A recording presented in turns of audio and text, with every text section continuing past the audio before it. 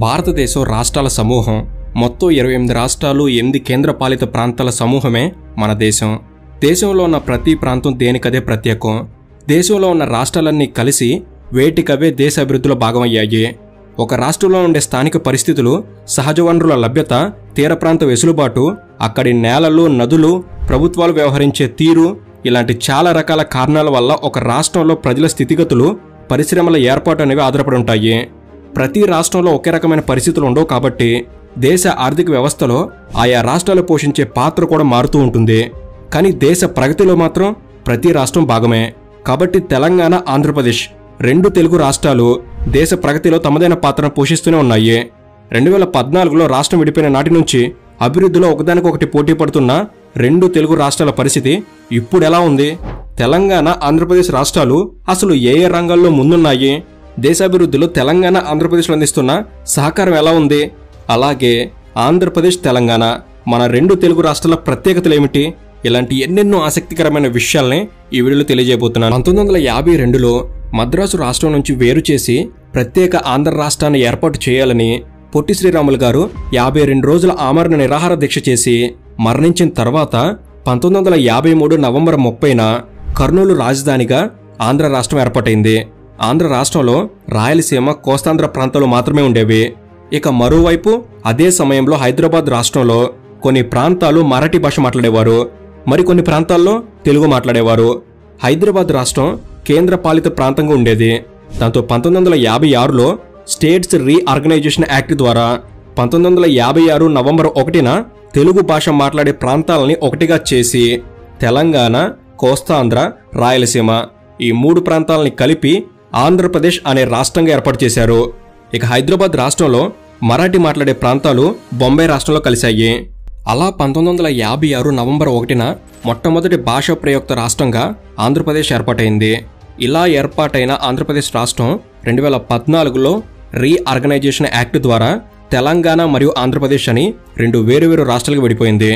1956 నుంచి 2014 వరకు దాదాపు 58 సంవత్సరాల కాలంలో ఉమ్మడి ఆంధ్రప్రదేశ్ రాష్ట్రం సాంస్కృతిక, పారిశ్రామిక, వ్యవసాయ రంగాల్లో తనదైన ముద్ర వేసింది. వ్యవసాయం పరంగా వరి, చెరుకు, పొగాకు, పత్తి వంటి ఆహార పంటలతో పాటు వాణిజ్య పంటలకు కూడా ప్రసిద్ధి చెందింది. ఉమ్మడి ఆంధ్రప్రదేశ్ రాష్ట్రం ఈ ఉత్పత్తుల్లో దేశంలోనే నెంబర్ 1 స్థానంలో ఉండేది. దాంతో ఉమ్మడి ఆంధ్రప్రదేశ్ రాష్ట్రాన్ని రైస్ బౌల్ ఆఫ్ ఇండియా అని పిలిచేవారు. పరిశ్రమల పరంగా pharmaceuticals, information technology, biotechnology, textile, defence, power, iron, automobile లాంటి పరిశ్రమలతో ఉమ్మడి ఆంధ్రప్రదేశ్ ఇతర రాష్ట్రాలతో బలంగా పోటీపడేది.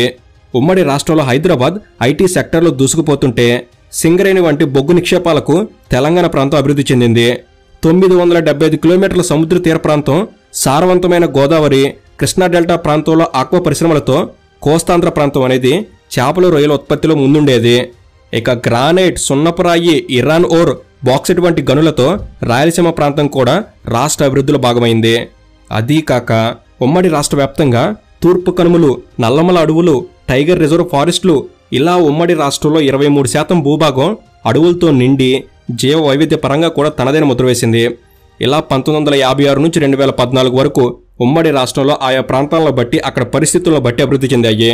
2014లో రాష్ట్రం విడిపోయే ముందు 2013-14 ఆర్థిక సంవత్సరంలో 6,03,000 కోట్ల రూపాయల విలువ గల ఆర్థిక వ్యవస్థగా 4.5% జీడీపీతో దేశంలోనే అత్యంత ముఖ్యమైన రాష్ట్రాల్లో ఒకటిగా ఆంధ్రప్రదేశ్ ఉండేది. ఇక 2014లో ఆంధ్రప్రదేశ్ రీఆర్గనైజేషన్ యాక్ట్ ప్రకారం ఉమ్మడి ఆంధ్రప్రదేశ్ రాష్ట్రం తెలంగాణ, ఆంధ్రప్రదేశ్ అని 2 వేరువేరు రాష్ట్రాలుగా విడిపోయినా కూడా 2 తెలుగు రాష్ట్రాలు దేశ ఆర్థిక వ్యవస్థలో ముఖ్యమైన పాత్రను పోషిస్తూనే ఉన్నాయి. అయితే విభజన వల్ల 2 రాష్ట్రాలు కొన్ని విషయాలు నష్టపోయాయి, మరికొన్ని విషయాలు లాభపడ్డాయి. అయినా 2 తెలుగు రాష్ట్రాల్లో వ్యవసాయం పరంగా, పరిశ్రమల పరంగా, సహజ వనరుల పరంగా దేనికదే ప్రత్యేకం. కాబట్టి 2 తెలుగు రాష్ట్రాలకు ఉన్న ప్రత్యేకతలు ఏంటి అనే విషయాలను ఒకసారి గమనిద్దాం. ముందుగా తెలంగాణ రాష్ట్ర ఆర్థిక వ్యవస్థ గురించి చూద్దాం. 2014 జూన్ 2న ఆంధ్రప్రదేశ్ రీఆర్గనైజేషన్ యాక్ట్ ద్వారా భారతదేశంలో 29వ రాష్ట్రంగా ఏర్పాటైన తెలంగాణ 1,12,077 చదరపు కిలోమీటర్ల విస్తీర్ణంతో 33 జిల్లాలతో సహజసిద్ధమైన పర్యావరణ వ్యవస్థ తెలంగాణలో ఉంది. ఉమ్మడి ఆదిలాబాద్, ఖమ్మం, వరంగల్, నల్గొండ జిల్లాల్లో విస్తారమైన అడవులున్నాయి. మొత్తం తెలంగాణ భూభాగంలో 24% అడవులున్నాయి. Kawal tiger reserve, Amrabad tiger reserve, Eturu Nagaram wildlife sanctuary లాంటి వన్యప్రాణుల సంరక్షణ కేంద్రాలు కూడా ఉన్నాయి. తెలంగాణకు ఉత్తరాన గోదావరితో పాటు దక్షిణ భాగంలో కృష్ణానది కూడా ఉంది. గోదావరి నది పరివాహక ప్రాంతంలో 79% తెలంగాణలో ఉంది. ఇక కృష్ణానది పరివాహక ప్రాంతంలో 69% తెలంగాణలోనే ఉంది. కృష్ణా, గోదావరి లాంటి జీవనదులతో పాటు భీమా, మానేరు, మంజీరా, మూసి, తుంగభద్ర, కిన్నెరసాని, మున్నేరు లాంటి ఉపనదులు కూడా తెలంగాణలో ఉన్నాయి. వీటితో పాటు విస్తారమైన బొగ్గు నిక్షేపాలకు తెలంగాణ నిలయం. 8,791 మిలియన్ టన్నుల బొగ్గు నిల్వలు తెలంగాణలో ఉన్నాయి. సింగరేణి కాలరీస్ కంపెనీ లిమిటెడ్ అనే సంస్థ ఆధ్వర్యంలో తెలంగాణలో బొగ్గు మైనింగ్ జరుగుతుంది. సింగరేణిలో 51% కేంద్ర ప్రభుత్వ వాటా, 49% రాష్ట్ర ప్రభుత్వ వాటా ఉంది. ఇలా కేంద్ర రాష్ట్ర ప్రభుత్వాల భాగస్వామ్యంలో ఇక్కడ మైనింగ్ జరుగుతుంది. తెలంగాణలో మొత్తం 6 జిల్లాల్లో సింగరేణి గనులున్నాయి. 17 ఓపెన్ క్యాస్ట్, 22 అండర్ గ్రౌండ్ మైన్స్లలో 42,000 మంది ఉద్యోగులు నిరంతరం బొగ్గు వెలికితీస్తుంటారు. బొగ్గుతో పాటు ఖమ్మం, నల్గొండ లాంటి జిల్లాల్లో గ్రానైట్ నిక్షేపాలు కూడా పుష్కలంగా ఉన్నాయి. వీటితో పాటు తెలంగాణ ప్రాంతంలో అనేక చారిత్రక ఆనవాళ్లు కూడా ఉన్నాయి. శాతవాహనులు, చాళుక్యులు, మౌర్యులు, కాకతీయులు, నిజాం నవాబులు వీళ్ళంతా ఏలిన ప్రాంతం కావడంతో తెలంగాణలో అనేక చారిత్రక కట్టడాలు ఇప్పటికే ఉన్నాయి. వరంగల్, హైదరాబాద్ లాంటి ప్రాంతాల్లో కనిపించే గోల్కొండ కోట, ఫలక్నామా ప్యాలెస్, వరంగల్ వేయి స్తంభాల గుడి, రామప్ప దేవాలయం లాంటి చారిత్రక ఆనవాళ్లతో పాటు కాకతీయులు తవ్వించిన వేలాది చెరువులు ఇప్పటికే తెలంగాణ ప్రజలకు ఉపయోగపడుతున్నాయి. ఇక తెలంగాణలో వ్యవసాయ రంగం విషయానికి వస్తే తెలంగాణలో 1.42 కోట్ల ఎకరాల్లో వ్యవసాయ భూములున్నాయి. వరి, పత్తి, మొక్కజొన్న, మిర్చి, పసుపు లాంటి పంటలకు తెలంగాణ ప్రసిద్ధి. 2014 కన్నా ముందు ఉమ్మడి రాష్ట్రంలో సంవత్సరానికి 72 లక్షల మెట్రిక్ టన్నుల వరి పండితే ప్రస్తుతం తెలంగాణలో సంవత్సరానికి 1,39,00,000 మెట్రిక్ టన్నుల వరి పంట పండుతుంది. వరి పంట దిగుబడిలో తెలంగాణ ప్రస్తుతం టాప్ ప్లేస్లో ఉంది. ఇక ప్రతి సంవత్సరం దేశంలో పండే మొత్తం పత్తి పంటలో 15% తెలంగాణ నుంచి వస్తుంది. నిజామాబాద్ జిల్లా పసుపు పంటకు ప్రసిద్ధి. నిజామాబాద్ జిల్లాలో పసుపు పంట రైతుల్ని లక్షాధికారులను చేసింది. తెలంగాణలోనే అత్యంత సంపన్నమైన రైతులు పసుపు రైతులే. తెలంగాణ రాష్ట్ర ఆర్థిక వ్యవస్థలో వ్యవసాయ రంగం వాటా 17% ఉంటుంది. ప్రపంచంలోనే అతిపెద్ద లిఫ్ట్ ఇరిగేషన్ ప్రాజెక్ట్ అయిన కాళేశ్వరం లిఫ్ట్ ఇరిగేషన్ ప్రాజెక్ట్ తెలంగాణలోనే ఉంది. ఇక తెలంగాణకు అతిపెద్ద ఆస్తి ఉమ్మడి రాష్ట్రానికి రాజధానిగా ఉన్న హైదరాబాద్. 1980ల తర్వాత హైదరాబాద్ నగరం వేగంగా అభివృద్ధి చెందింది. ఐటీ, ఫార్మా రంగాలకు హైదరాబాద్ అనుకూలంగా మారింది. వీటితో పాటు భారత్ హెవీ ఎలక్ట్రికల్ లిమిటెడ్, యుద్ధ విమానాలకు సంబంధించి విడిభాగాలు తయారు చేసే హిందుస్థాన్ ఏరోనాటిక్ లిమిటెడ్, రక్షణ రంగానికి సంబంధించి రీసెర్చ్ అండ్ డెవలప్మెంట్ జరిపే defence research and development laboratory, దేశ ఎలక్ట్రానిక్ పరికరాలు తయారు చేసే electronic corporation of India limited, ఎన్నికల్లో ఉపయోగించి ఈవీఎం మిషన్లలో 50% వరకు ఇక్కడి నుంచే తయారవుతున్నాయి. మిసైల్స్ తయారు చేసే భారత్ డైనమిక్స్ లిమిటెడ్ లాంటి ప్రతిష్టాత్మక కేంద్ర ప్రభుత్వ సంస్థలకు హైదరాబాద్ నిలయం. ఇక రాష్ట్రం విడిపోకముందే ఉమ్మడి రాష్ట్రంలోనే హైదరాబాద్ నుంచి సంవత్సరానికి 40,000 కోట్ల రూపాయల ఐటీ ఉత్పత్తులు ఎగుమతయ్యాయి. గత 10 సంవత్సరాల్లో హైదరాబాద్ ఐటీ రంగం విపరీతంగా డెవలప్ అయింది. అమెజాన్, గూగుల్, మైక్రోసాఫ్ట్ లాంటి ప్రపంచ స్థాయి టెక్ కంపెనీలకు హైదరాబాద్ డెస్టినేషన్గా మారింది. మన దేశంలో ఉన్న టాప్ ఐటీ కంపెనీలన్నీ హైదరాబాద్లో ఆఫీసులు మొదలుపెట్టాయి. మల్టీనేషనల్ కంపెనీలతో పాటు వేలాది ఐటీ స్టార్టప్లు హైదరాబాద్లో ఉన్నాయి. దాంతో ప్రతి సంవత్సరం హైదరాబాద్ నుంచి 2,40,000 కోట్ల రూపాయల ఐటీ ఎక్స్పోర్ట్ జరుగుతున్నాయి. దాదాపు 9 లక్షల మంది ఐటీలో పనిచేస్తున్నారు. ఐటీ పరంగా బెంగళూరు తర్వాత దేశంలోనే రెండో అతిపెద్ద నగరం హైదరాబాద్. ఇండియాలో ఉన్న మొత్తం ఐటీ రంగంలో 15% ఒక హైదరాబాద్లోనే ఉంది. ఐటీతో పాటు ఫార్మా రంగంలో కూడా హైదరాబాద్ మంచి గుర్తింపు తెచ్చుకుంది.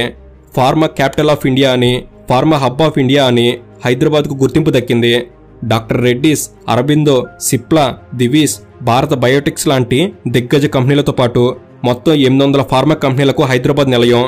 దేశంలో తయారయ్యే మొత్తం ఫార్మా ఉత్పత్తుల్లో 40% హైదరాబాద్లోనే తయారవుతాయి. మందులు, టీకాలు, వీటితో పాటు ఫార్మా రంగానికి చెందిన రీసెర్చ్ అండ్ డెవలప్మెంట్కు సంబంధించిన కార్యకలాపాలకు హైదరాబాద్ ఫార్మా సిటీ పేరుగాంచింది. 5 లక్షల మంది ఫార్మా ఇండస్ట్రీలో ఉపాధి పొందుతున్నారు. మొత్తం తెలంగాణ జీడీపీలో 35% ఫార్మా రంగం నుంచి లభిస్తుంది. ప్రపంచాన్ని వణికించిన కరోనాను ఎదుర్కోవడానికి మన దేశంలో మొట్టమొదటి వ్యాక్సిన్ కనిపెట్టింది కూడా హైదరాబాద్లోనే. ప్రపంచంలో తయారైన మొత్తం కరోనా వ్యాక్సిన్లో 33% హైదరాబాద్లోనే భారత్ బయోటెక్లోనే తయారయ్యాయి. కాబట్టి అర్థం చేసుకోవచ్చు ఫార్మా రంగంలో హైదరాబాద్ ఏ స్థాయిలో అభివృద్ధి చెందిందో అని. వీటితో పాటు textiles, poultry, seeds, automobiles, cement, chemical లాంటి అనేక రంగాల్లో హైదరాబాద్ ముందుంది. హైదరాబాద్కి సీడ్ క్యాపిటల్ ఆఫ్ ఇండియా అనే పేరు కూడా ఉంది. తెలంగాణ మొత్తం ఆదాయంలో హైదరాబాద్ నుంచి 54% రెవెన్యూ జనరేట్ అవుతుంది. కాబట్టి తెలంగాణ అభివృద్ధిలో హైదరాబాద్ పాత్ర చాలా కీలకం. వీటితో పాటు తెలంగాణలో ప్రతి 2 సంవత్సరాలకు ఒకసారి జరిగే సమ్మక్క సారక్క జాతరకు ప్రపంచంలోనే అతిపెద్ద గిరిజన జాతరగా పేరుంది. 1 కోటి మంది భక్తులు ఈ జాతరలో పాల్గొంటారు. తెలంగాణలో జరిగే బతుకమ్మ పండుగ ప్రపంచంలోనే అతిపెద్ద పూల పండుగ. ఇలా ఎకనామీ పరంగా తెలంగాణ దేశంలోనే 9వ స్థానంలో ఉంది. 2023-24 ఆర్థిక సంవత్సరంలో తెలంగాణ రాష్ట్ర తలసరి ఆదాయం 3,12,398 రూపాయలు. ఇక రాష్ట్రం విడిపోయే ముందు ఉమ్మడి రాష్ట్రంలో తెలంగాణ ఆంధ్రప్రదేశ్ కలిపి 6,09,000 కోట్ల రూపాయల ఆర్థిక వ్యవస్థగా ఉంటే 2023 ఆర్థిక సంవత్సరం లెక్కల ప్రకారం ఒక్క తెలంగాణ మాత్రమే 13,59,000 కోట్ల రూపాయల ఆర్థిక వ్యవస్థకి ఎదిగింది. సో ఇది తెలంగాణ గురించిన కొన్ని ప్రత్యేకతలు. ఇక ఇప్పుడు ఆంధ్రప్రదేశ్ రాష్ట్రం విషయానికి వస్తే 1956 నుంచి ఆంధ్రప్రదేశ్ రాష్ట్రం ఉన్నా కూడా 2014 తర్వాత భౌగోళికంగా తెలంగాణ నుంచి వేరుపడి 2014 నుంచి నూతన రాష్ట్రంగా ఆంధ్రప్రదేశ్ మరలా తన ప్రయాణాన్ని మొదలుపెట్టింది. 162,970 చదరపు కిలోమీటర్ల విస్తీర్ణంతో దేశంలో 7వ అతిపెద్ద రాష్ట్రంగా ఆంధ్రప్రదేశ్ నిలిచింది. 29,784 చదరపు కిలోమీటర్ల విస్తీర్ణంలో వ్యాపించి ఉన్న అడవులు మొత్తం ఆంధ్రప్రదేశ్ భూభాగంలో 18.28% ఉన్నాయి. నల్లమల్ల, శేషాచలం లాంటి అడవులు అరుదైన వృక్ష సంపదకు నిలయాలు. ముఖ్యంగా ప్రపంచంలో ఎక్కడా లేని శేషాచలం అడవుల్లో మాత్రమే లభించే ఎర్రచందనానికి ప్రపంచంలోనే అత్యంత నాణ్యమైన విలువైన కలపగా గుర్తింపు ఉంది. సిలికాన్, బాక్సైట్, సున్నపురాయి, గ్రానైట్, మైకా లాంటి ఖనిజాలు ఆంధ్రప్రదేశ్లో లభ్యమవుతున్నాయి. కృష్ణా, గోదావరి, పెన్నా లాంటి నదులతో పాటు తుంగభద్ర, వంశధార, నాగావళి, స్వర్ణముఖి, శబరి, గాలేరు, గుడ్లకమ్మ, సీలేరు లాంటి నదులు కూడా ఉన్నాయి. కృష్ణా, గోదావరి నది పరివాహక ప్రాంతంలో చిట్ట చివరి రాష్ట్రం ఆంధ్రప్రదేశ్. దాంతో ఈ నదులు తీసుకొచ్చే సారవంతమైన నీరు లక్షలాది ఎకరాలకు ఉపయోగపడుతుంది. వ్యవసాయం పరంగా ఆంధ్రప్రదేశ్లో వరి, మొక్కజొన్న, పప్పు ధాన్యాలు, మిర్చి, పొగాకు లాంటి పంటలకు ఆంధ్రప్రదేశ్ ప్రసిద్ధి చెందింది. ముఖ్యంగా వరి ఉత్పత్తిలో ఆంధ్రప్రదేశ్ దేశంలోనే అగ్రగామి రాష్ట్రం. ప్రతి సంవత్సరం 1,30,00,000 మెట్రిక్ టన్నుల వరి ధాన్యం ఆంధ్రప్రదేశ్లో పండుతుంది. రైస్ బౌల్ ఆఫ్ ఇండియా అని ఆంధ్రప్రదేశ్కు పేరుంది. మిర్చి ఉత్పత్తిలో కూడా ఆంధ్రప్రదేశ్ దేశంలోనే టాప్ స్టేట్గా ఉంది. ప్రతి సంవత్సరం 6,27,000 మెట్రిక్ టన్నుల మిర్చి ఆంధ్రప్రదేశ్లో పండుతుంది. ఇక మిల్క్ ప్రొడక్షన్లో కూడా ఆంధ్రప్రదేశ్ దేశంలోనే నెంబర్ 1 స్టేట్. ప్రతిరోజు 15 లక్షల లీటర్ల పాలను ఆంధ్రప్రదేశ్ రైతులు ఉత్పత్తి చేస్తున్నారు. ఇక చేపలు, రొయ్యల పెంపకంలో కూడా ఆంధ్రప్రదేశ్ టాప్లో ఉంది. ముఖ్యంగా రొయ్యలు ఎగుమతి చేసే రాష్ట్రాల్లో ఆంధ్రప్రదేశ్ దేశంలోనే టాప్ స్టేట్గా ఉంది. ప్రతి సంవత్సరం 9,12,000 మెట్రిక్ టన్నుల రొయ్యలు ఆంధ్రప్రదేశ్ నుంచి ఉత్పత్తి అవుతున్నాయి. దేశం మొత్తం మీద ఉత్పత్తి అయ్యే రొయ్యల్లో 70% ఆంధ్రప్రదేశ్ నుంచి వస్తున్నాయి. ఇక పండ్ల తోటల పెంపకంలో కూడా ఆంధ్రప్రదేశ్ ముందుంటుంది. నీటి ఎద్దడి, రాతి నేలలో ఉండే రాయలసీమ ప్రాంతంలో కూడా మామిడి, అరటి, బొప్పాయి, బత్తాయి లాంటి పంటలు పండుతున్నాయి. పౌల్ట్రీ పరిశ్రమ కూడా ఆంధ్రప్రదేశ్లో టాప్లో ఉంది. దేశంలో అత్యధికంగా గుడ్లోత్పత్తి చేసే రాష్ట్రాల్లో ఆంధ్రప్రదేశ్ మొదటి స్థానంలో ఉంది. దేశం మొత్తం మీద ఉత్పత్తి అయ్యే గుడ్లలో 20.13% ఒక్క ఆంధ్రప్రదేశ్ నుంచి వస్తున్నాయి. ప్రతిరోజు 5 లక్షల గుడ్లు ఆంధ్రప్రదేశ్లో ఉత్పత్తి అవుతున్నాయి. వీటితో పాటు కొబ్బరి, కాఫీ లాంటి పంటల పెంపకంలో కూడా ఆంధ్రప్రదేశ్ పేరుగాంచింది. చాక్లెట్ తయారీకి అవసరమైన కోకో విషయంలో కూడా ఆంధ్రప్రదేశ్ దేశంలోనే టాప్ స్టేట్. ఇక ప్రతి సంవత్సరం 11,000 మెట్రిక్ టన్నుల కోకో ఆంధ్రప్రదేశ్ నుంచి ఉత్పత్తి అవుతుంది. వీటన్నిటితో పాటు పామాయిల్ పండించడంలో కూడా ఆంధ్రప్రదేశ్ దేశంలోనే టాప్ ప్లేస్లో ఉంది. 2,95,000 మెట్రిక్ టన్నుల పామాయిల్ ఆంధ్రప్రదేశ్ నుంచి ఉత్పత్తి అవుతుంది. ఇలా ఆంధ్రప్రదేశ్ రైతులు కేవలం ఆహార పంటలకే పరిమితం కాకుండా చేపలు, కోళ్లు, రొయ్యలు, కాఫీ, కొబ్బరి, కోకో లాంటి అధిక లాభాలు ఇచ్చే వ్యవసాయ మార్గాలను అన్వేషించి విజయం సాధించారు. కాబట్టి దేశంలోకెల్లా అత్యంత సంపన్నమైన రైతుల్లో ఆంధ్రప్రదేశ్ రైతులు కూడా ఉంటారు. ఆంధ్రప్రదేశ్లో మొత్తం జనాభాలో 62% ప్రజలు వ్యవసాయం మీద ఆధారపడి జీవిస్తున్నారు. మొత్తం ఆంధ్రప్రదేశ్ స్టేట్ జీడీపీలో 24% వ్యవసాయ రంగం నుంచి అందుతుంది. ఇక ఆంధ్రప్రదేశ్కు మరో అనుకూలమైన అంశం సముద్ర తీర ప్రాంతం. 975 కిలోమీటర్ల పొడవున్న సముద్ర తీర ప్రాంతంతో దేశంలోనే 2వ పొడవైన తీర ప్రాంత రాష్ట్రంగా ఆంధ్రప్రదేశ్ నిలిచింది. ఒక రాష్ట్రం సముద్ర తీర ప్రాంతాన్ని కలిగి ఉండటం వల్ల చాలా ఉపయోగాలు ఉంటాయి. పారిశ్రామిక అభివృద్ధి, పర్యాటక రంగం అభివృద్ధి, జల రవాణాకు వెసులుబాటు, ఓడరేవుల అభివృద్ధి, వీటన్నిటితో పాటు ప్రజలకు చేపలు పట్టుకుని జీవించేందుకు జీవనాధారం కూడా దొరుకుతుంది. కాబట్టి ఆంధ్రప్రదేశ్కు సముద్ర తీర ప్రాంతం అనేది అతిపెద్ద వరం అనే చెప్పాలి. కోస్టల్ ఆంధ్రప్రదేశ్ చేపల వేటకు ప్రధాన కేంద్రం. దేశంలో చేపలు ఎగుమతి చేసే రాష్ట్రాల్లో నేడు ఆంధ్రప్రదేశ్ టాప్లో ఉంది. ఆంధ్రప్రదేశ్లో 18 జిల్లాలు సముద్ర తీరాన్ని ఆనుకుని ఉన్నాయి. 14 లక్షల మంది చేపల వేట మీద ఆధారపడి జీవిస్తున్నారు. ఇక పోర్టుల విషయానికి వస్తే విశాఖపట్నం, కృష్ణపట్నం, కాకినాడ, మచిలీపట్నం, గంగవరం ఇలా మొత్తం 15 ప్రధాన పోర్టుల ద్వారా లక్షల మిలియన్ టన్నుల సరుకులు, వస్తువుల రవాణా జరుగుతున్నాయి. ఒక్క విశాఖపట్నం పోర్టు ద్వారానే ప్రతి సంవత్సరం 72 మిలియన్ టన్నుల సరుకు రవాణా జరుగుతుంది. ఆయిల్, ఐరన్, వ్యవసాయ ఉత్పత్తులు, పెట్రోలియం ప్రొడక్ట్స్ ఇలా పోర్టుల ద్వారా ఎక్స్పోర్ట్, ఇంపోర్ట్ జరుగుతూ నిత్యం ప్రభుత్వానికి ఆదాయం తెచ్చిపెడుతున్నాయి. ఏ రాష్ట్రంలో ఎగుమతులు, దిగుమతులు అనేవి భారీగా జరుగుతూ ఉంటాయో ఆ రాష్ట్రంలో ట్రాన్స్పోర్ట్ బిజినెస్ కూడా అదే స్థాయిలో డెవలప్ అవుతుంది. కాబట్టి ఆంధ్రప్రదేశ్ సౌత్ ఇండియాలోనే అతిపెద్ద లాజిస్టిక్ అండ్ ట్రాన్స్పోర్ట్ హబ్గా మారింది. మొత్తం ఆంధ్రప్రదేశ్ రాష్ట్ర జీడిపికి ప్రతి సంవత్సరం పోర్టుల ద్వారా 12% ఆదాయం లభిస్తుంది. ఇక పరిశ్రమల విషయానికి వస్తే ఐటీ సెక్టర్ పెద్దగా అభివృద్ధి కాకపోయినా మ్యానుఫ్యాక్చరింగ్ సెక్టర్, ఆటోమొబైల్ సెక్టర్ మాత్రం ఆంధ్రప్రదేశ్లో బాగానే అభివృద్ధి సాధించాయి. విశాఖపట్నంలో Vizag steel, Hindustan ship yard limited లాంటి ప్రభుత్వ సంస్థలతో పాటు గత కొంతకాలంగా కియా మోటార్స్, అశోక్ లైలాండ్ లాంటి ఆటోమొబైల్ దిగ్గజాలకు ఆంధ్రప్రదేశ్ నిలయంగా మారింది. దేశంలో తిరుగుతున్న ప్రతి ఒక్క కియా కారు ఆంధ్రప్రదేశ్లోనే అనంతపురం ప్లాంట్లోనే తయారవుతుంది. ఎందుకంటే మొత్తం దేశంలోని కియా సంస్థకున్న ఏకైక మ్యానుఫ్యాక్చరింగ్ యూనిట్ అనంతపురంలోనే ఉంది. ప్రతి సంవత్సరం 3,50,000 కార్లు ఇక్కడ తయారవుతున్నాయి. ఇక ఫార్మా రంగంలో కూడా ఆంధ్రప్రదేశ్ ఇప్పుడిప్పుడు అడుగులు వేస్తుంది. ముఖ్యంగా కాకినాడ, విశాఖపట్నం లాంటి నగరాలు petrochemical, oil and natural gas లాంటి పరిశ్రమలకు ప్రసిద్ధి చెందాయి. Hindustan petroleum corporation limited, Indian oil corporation limited, oil and natural gas corporation లాంటి ప్రభుత్వ సంస్థల రీఫైనింగ్ యూనిట్లకు ఆంధ్రప్రదేశ్ అనుకూలంగా మారింది. ఇక ఫుడ్ ప్రాసెసింగ్ సెక్టార్లో కూడా ఆంధ్రప్రదేశ్ దూసుకెళ్తుందని చెప్పాలి. చాక్లెట్ల తయారీకి కావాల్సిన కోకో ఎక్కువగా పండటం వల్ల క్యాడ్బరీ సంస్థ ఆసియాలోనే అతిపెద్ద మ్యానుఫ్యాక్చరింగ్ యూనిట్ని తిరుపతి దగ్గరలో శ్రీ సిటీలో ప్రారంభించింది. వీటికి తోడు ఐఫోన్ విడిభాగాలు తయారు చేసే ఫాక్స్కాన్ లాంటి సంస్థలు ఆంధ్రప్రదేశ్లో పెట్టుబడులు పెట్టాయి. గత 10 సంవత్సరాలుగా ఆంధ్రప్రదేశ్ పారిశ్రామిక పెట్టుబడుల మీద దృష్టి పెట్టినా కూడా జాతీయ స్థాయిలో ఉన్న పోటీ, రాజకీయ కారణాల వల్ల పరిశ్రమలు ఆంధ్రప్రదేశ్లో పెట్టుబడులు పెట్టేందుకు ముందుకు రాలేదు. కాబట్టి పారిశ్రామికంగా ఆంధ్రప్రదేశ్ ఇతర రాష్ట్రాలతో పోటీ పడలేని పరిస్థితి ఉంది. ఇప్పుడిప్పుడే ఆంధ్రప్రదేశ్లో పెట్టుబడులు పెట్టడం మొదలైంది. అయితే ప్రస్తుతానికైతే మొత్తం ఆంధ్రప్రదేశ్ రాష్ట్ర జీడిపిలో పరిశ్రమల నుంచి లభిస్తుంది కేవలం 20% మాత్రమే. ఇక ఆంధ్రప్రదేశ్కు మరో మణిహారం లాంటి గొప్ప విషయం ఇస్రో రాకెట్ లాంచ్ స్టేషన్ కలిగి ఉండటం. సతీష్ ధావన్ స్పేస్ సెంటర్ తిరుపతి జిల్లాలో శ్రీహరికోట నుంచి ఇస్రో రాకెట్ ప్రయోగాలు చేస్తూ ఉంది. ముఖ్యంగా ఈ స్పేస్ స్టేషన్ నుంచి ప్రయోగించిన ప్రతి రాకెట్లు విజయవంతం కావడంతో ఇస్రో గత కొన్ని సంవత్సరాలుగా ముఖ్యమైన రాకెట్ ప్రయోగాల కోసం శ్రీహరికోటను ఎంచుకుంటుంది.